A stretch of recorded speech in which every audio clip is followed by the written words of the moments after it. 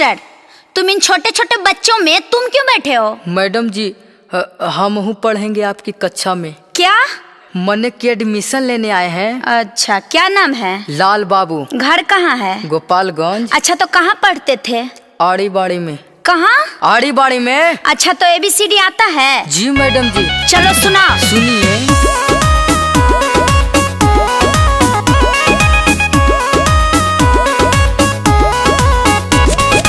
ऐसे एप्पल होला मैडम जैसे तोहर गाल हो, बीसे बॉल बुझेलू मैडम जैसे फुटबॉल हो। ओए, ये क्या बकवास पढ़ रहे हो?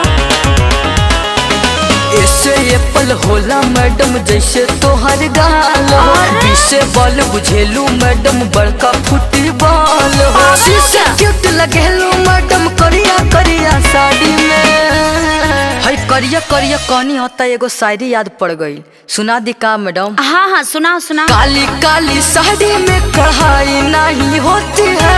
अच्छा। गर्लफ्रेंड की हाथ में पढ़ाई नहीं होती है। अच्छा। काली काली साड़ी में कढ़ाई नहीं होती है। गर्लफ्रेंड की हाथ में पढ़ाई नहीं होती है। अच्छा, माने कि तुमको लव चब का भी जानकारी है, गधा कहीं का। पढ़े के बेरा समय बितैला बैठ के जंगल झाड़ी में, घंटा बुझबो ABCD जब पढ़लो यारी बारी में। घंटा बुझबो ABCD जब पढ़लो यारी बारी में।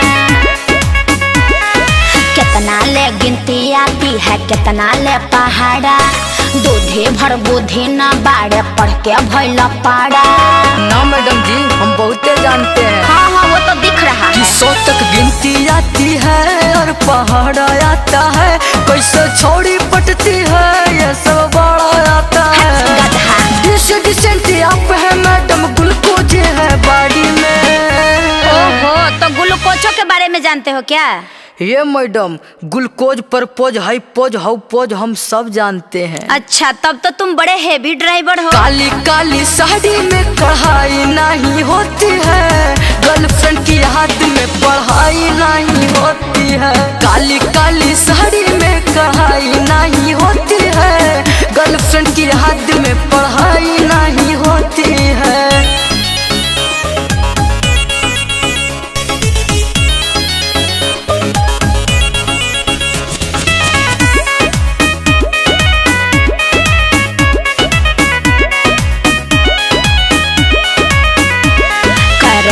ठीक न लगता है कुछ वो बाबू तुम्हारा, लड़कियों से दूर ही रहना, लड़कों से भाईचारा।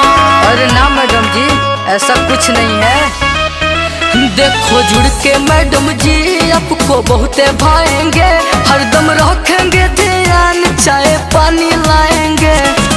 इससे इसको टेंशन नहीं के पापा बड़ी अखबारी में।